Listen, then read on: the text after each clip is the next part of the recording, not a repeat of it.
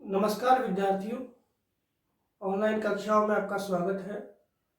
विद्यार्थियों, हमने अपने पिछले वीडियो के माध्यम से पढ़ा था तापमान क्या है, इसको कौन कौन से कारक प्रभावित करते हैं। प्रभावित करने वाले कारक तापमान को ऊंचाई, समुद्र तल से दूरी, समुद्र तल से ऊंचाई के साथ साथ दूरी और दूरी के साथ साथ अक्षांशीय स्थिति, ये सभी कारक है वो तापमान को प्रभावित करते हैं। साथ ही साथ हमने पढ़ा था कि जो तापमान है उसका ऊर्ध्वाधर वितरण कैसा था, ऊंचाई की ओर जाने पे तापमान क्रमशः कम होता है और तापमान का क्षैतिज वितरण जिसमें हमने समताप रेखाओं के माध्यम से जनवरी महीने और जुलाई महीने की समताप रेखाओं के द्वारा जाना कि कौन सा क्षेत्र है वो न्यूनतम तापमान का होता है, कौन सा क्षेत्र है अधिकतम तापमान का होता है। साथ ही साथ हमने जाना कि कौन सा भाग है विश्व में जहां पर सर्वाधिक तापांतर मिलता है वार्षिक, और कौन सा भाग है जहां पे न्यूनतम तापांतर मिलता है वार्षिक, और इसका रीजन क्या है। रीजन हमने बताया था क्या है, महाद्वीपीयता। क्या है? महाद्वीपीयता। आज जो बिंदु पढ़ने जा रहे हैं वो आपका नेक्स्ट लेसन है वायुमंडलीय परिसंचरण। लेसन का नाम क्या है? वायुमंडलीय परिसंचरण। परिसंचरण व मौसम प्रणालियां।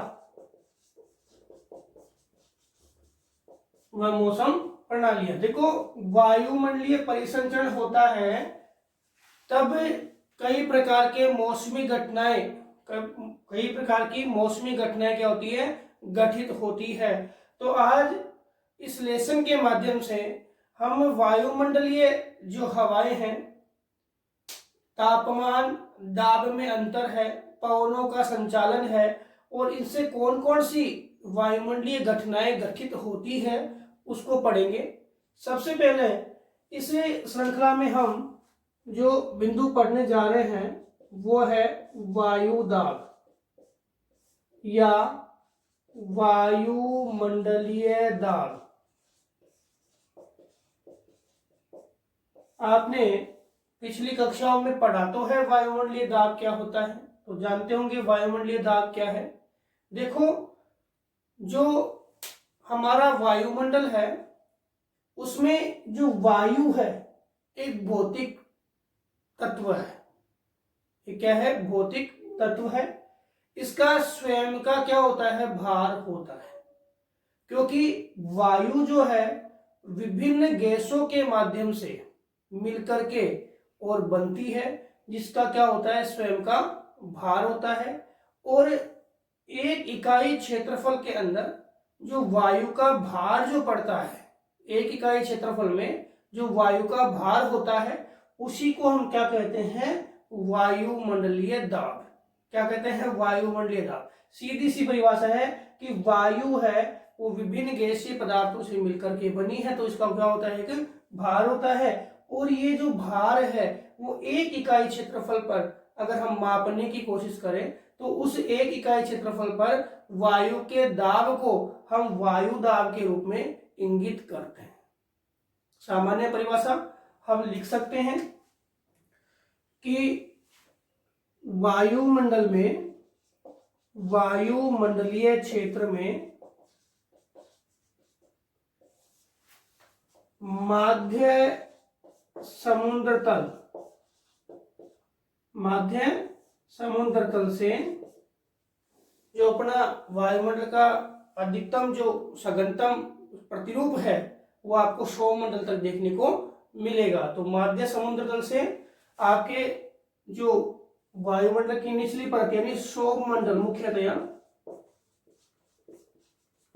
ये लिखो तो भी चलेगा, नहीं लिखो तो भी चलेगा। यूं भी लिख सकते हो कि वायुमंडलीय क्षेत्र में माध्य समुद्र तल या सौरमंडल के मध्य मध्य एक इकाई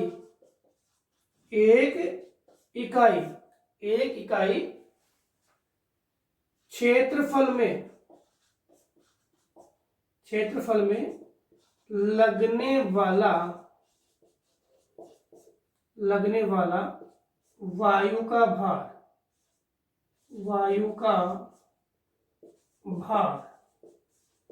या वायु स्तंभ का भार वायु दाब कहलाता है। वायु दाब कहलाता है। देखो यहां ये चीज आप नहीं लिखो तो भी चलेगा। क्यों? क्योंकि वायुमंडलीय क्षेत्र है, उसमें माध्य समुद्र तल से सौमंडल, ये नहीं लिखे तो भी चलेगा। क्या कि वायुमंडल में एक इकाई क्षेत्रफल में वायुमंडल कहाँ है? मुख्यतया सौमंडल तक। वैसे तो वायुमंडल में क्या आपकी सारी परतें हैं, हमने पढ़ी है। तो मुख्यतः सघनता का है सौमंडल तक। तो एक इकाई क्षेत्रफल में लगने वाला वायु का भार क्या कहलाएगा? वायु दाब कहलाएगा। क्या कहलाएगा? वायु दाब कहलाएगा।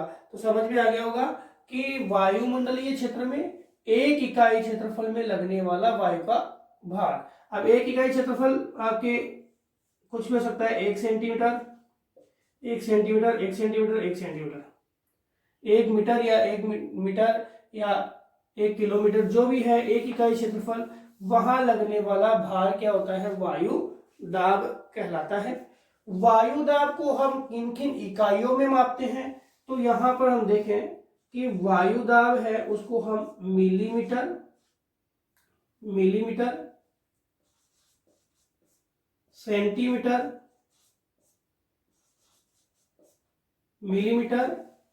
सेंटीमीटर, इंच, या जो अपनी सामान्य वायु में दाब को मापने की इकाई क्या है? मिलीबार, इसमें हम माप सकते हैं। मिलीमीटर, सेंटीमीटर, इंच या मिलीबार में हम वायुमंडलीय दाब को माप सकते हैं। इसके अंतर्गत देखें तो औसत रूप से वायुमंडलीय दाब जो है वो कहाँ का लिया गया है? माध्य समुद्र तल का। कहाँ का लिया है? माध्य समुद्र तल का। माध्य समुद्र तल के जो वायुमंडलीय दाब को हम क्या बोलते हैं? औसत वायुमंडलीय दाब कहते हैं। और ये कितना है? ये देखें तो 1013.25 मिलीबार है। 1013.25 मिलीबार है। 29.92 इंच है।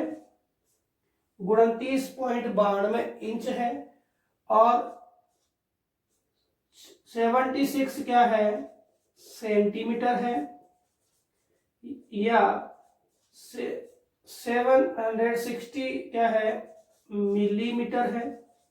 तो ये जो आपकी इकाइयां है, ये आपकी क्या है? एवरेज आपके एयर प्रेशर की है। एवरेज एयर प्रेशर की इकाई कौन सी है? 1013 मिलीबार, 0.25 मिलीबार, 29.92 इंच, 70 सेंटीमीटर और 760 मिलीबार। ये आपकी क्या है? औसत वायुदाब की इकाइयां है। तो ये आपको याद रखनी है। औसत वायुदाब हम किस क्षेत्र का लेते हैं? तो माध्य समुद्र तल का। अब विभिन्न भागों का हम वायुदाब लेते हैं, तो उस ऊंचाई पर हम माध्य समुद्र तल के वायुदाब को घटा देते हैं और फिर हमारे सामने क्या है? वायुदाब सामने आ जाता है। एक्चुअल उस क्षेत्र का वायुदाब क्या है। अब वायुदाब जो है वो किन यंत्रों के माध्यम से मापा जाता है? तो यंत्रों की बात करूं मैं तो आपके ये समझ में आ गया। यंत्रों की बात करें तो यंत्र है आपके निद्रव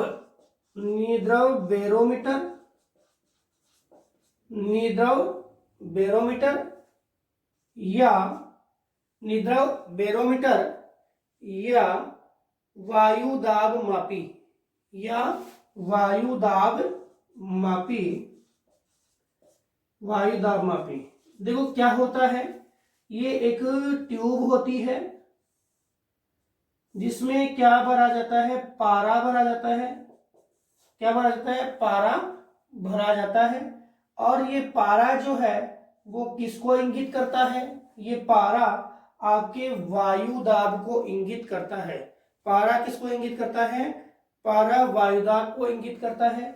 यहाँ पारा है वो 0.1 इंच, जो पारा है वो 3.4 मिली बार, 0.1 जो इंच पारा है वो 3.4 मिली बार को क्या करेगा, प्रदर्शित करेगा। बात आती है कि इस निद्रा बैरोमीटर या वायुदाब मापी का आविष्कार किसने किया, तो ये विद्वान का नाम है इवान गेलिस्टा टोरिसेली।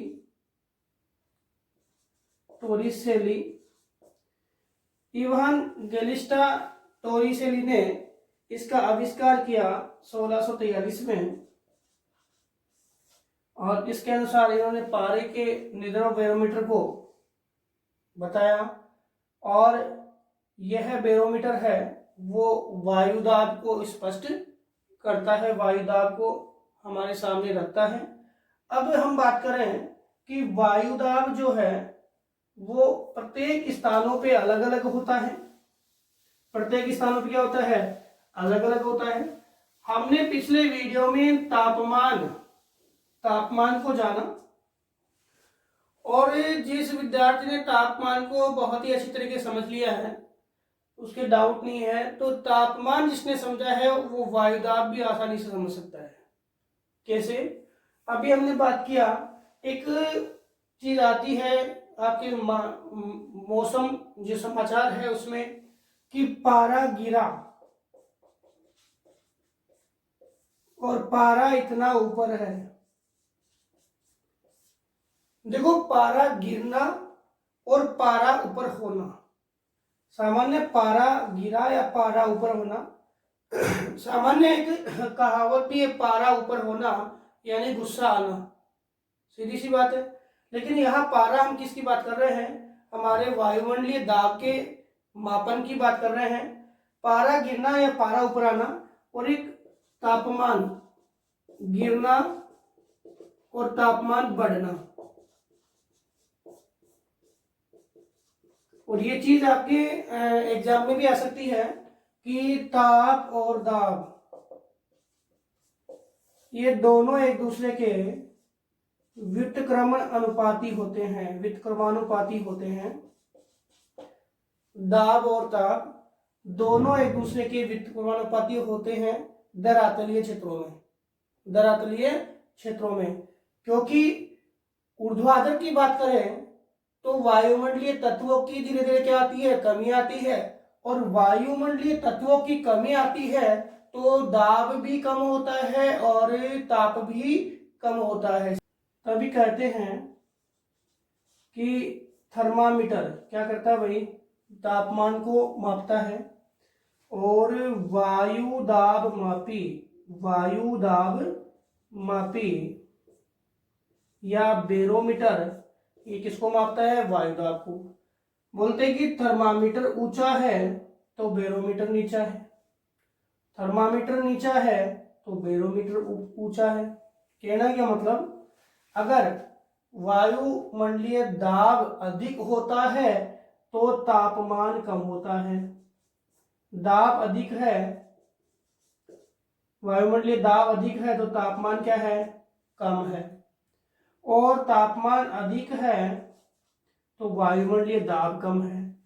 अब आप बताओ, बोलोगे कि क्या रीजन हुआ, कि जैसे टेम्परेचर कम हुआ तो वायु है वो क्या होती है, घनीभूत होती है। क्या होती है, घनीभूत होती है टेम्परेचर कम होते ही, और वायु घनीभूत होगी तो वायु का क्या होगा, भार बढ़ेगा, वायु का भार बढ़ेगा, और वायु का भार बढ़ेगा तो क्या, वायुदाब की वृद्धि को इंगित करेगा।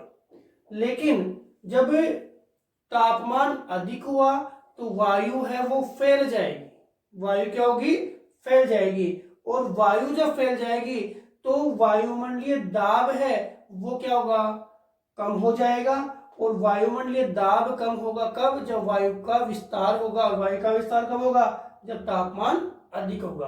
तो कहने का मतलब है जब पारा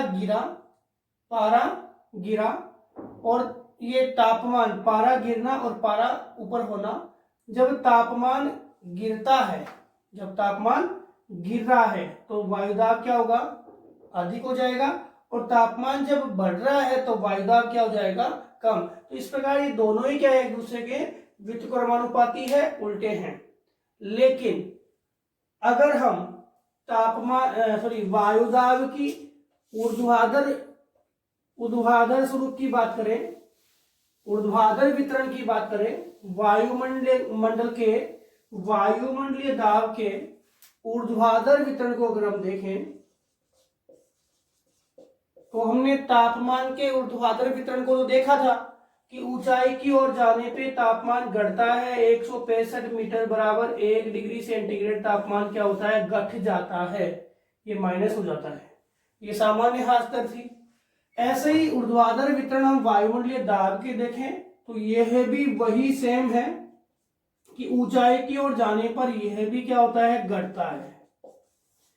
क्यों घटता है कि जैसे जैसे ऊंचाई की ओर हम जाएंगे तो हवा या वायु जो है उसमें क्या आएगी, वायु के स्तर में कमी आती जाएगी। हम पर्वतीय क्षेत्रों में अत्यधिक ऊंचाई पे जाते हैं तो वहां पे हमें ऑक्सीजन की मात्रा नहीं मिलती है और उस स्थिति में हमें वहां पे ऑक्सीजन सिलेंडर लेके जाना पड़ता है।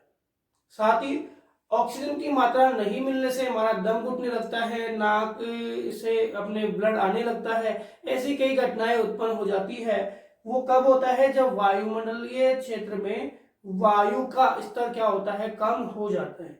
तो अत्यधिक ऊंचाई पे जाने पे वायुमंडलीय जो स्तर है कम होता है और वायुमंडलीय स्तर कम है, इसका मतलब वायु का भार भी क्या हो गया, कम हो गया। वायु का भार भी क्या हो गया, कम हो गया। ये वायु का भार है वो लगभग जो घट रहा है 300 मीटर बराबर 34 मिलीबार तापमान की क्या है, कमी आ जाती है। ये अलग अलग इकाइयों में, मतलब ऊंचाई के साथ साथ यह अलग अलग होती है। जैसे देखें तो आपके अत्यधिक ऊंचाई पे जाने पर यह गति बहुत ज्यादा हो जाती है, क्योंकि वहां पर क्या होता है, वायुमंडलीय तत्वों की अचानक कमी आ जाती है और वायुमंडलीय भार है वो बहुत कम हो जाता है। इस कारण से अत्यधिक ऊंचाई पर जाने पर इसके स्वरूप में अचानक क्या आती है, कमी आ जाती है। इसमें प्राय जो भिन्नता पाई जाती है उसको हम देखते हैं कि माध्य समुद्र तल जो हमारा है वहां पर 1013.25 मिलीबार हमने वायुदाब इंगित किया। 1 किलोमीटर की ऊंचाई पे जाएंगे तो यह 898.76 मिलीबार तापमान इंगित किया जाएगा, क्योंकि वायुमंडलीय तत्वों की क्या आई, कमी आई, उसके कारण तापमान में वायुदाब में क्या हो गई, कमी आ गई। इसी आधार पर देखें तो 5 किलोमीटर की ऊंचाई पर जाए, कितनी किलोमीटर, 5 किलोमीटर की ऊंचाई पे जाए तो लगभग आपके 540.68 मिलीबार क्या है, वायुदाब रह जाएगा। इतना 540.68 मिलीबार क्या है, वायुदाब रह जाएगा। और अगर हम 10 किलोमीटर की ऊंचाई पर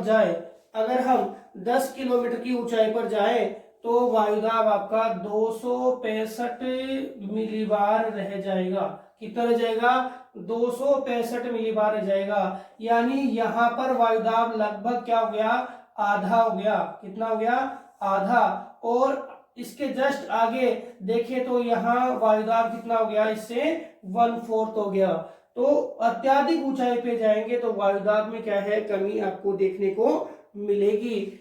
यह रूपरेखा वायुदाब के ऊर्ध्वाधर वितरण को बताती है। ऊर्ध्वाधर वितरण जो है उसके अंतर्गत हमने देखा कि ऊंचाई की ओर जाने पे वायुदाब है वो क्या होता है, घटता है। ऊंचाई की ओर जाने पे वायुदाब क्या होता है, घटता है।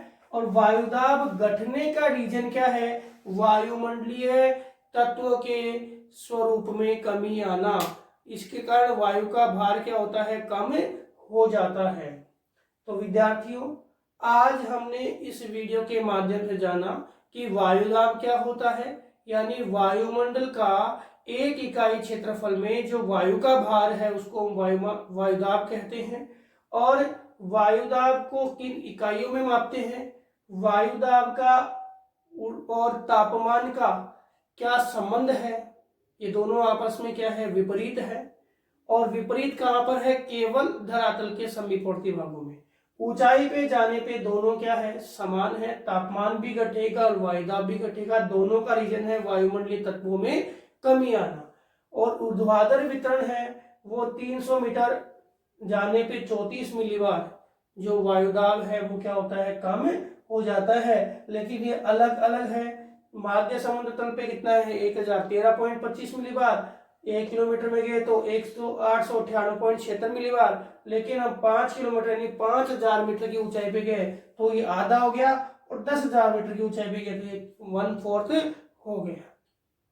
तो विद्यार्थियों, अगले वीडियो के माध्यम से हम तापमान के क्षैतिज वितरण को पढ़ेंगे।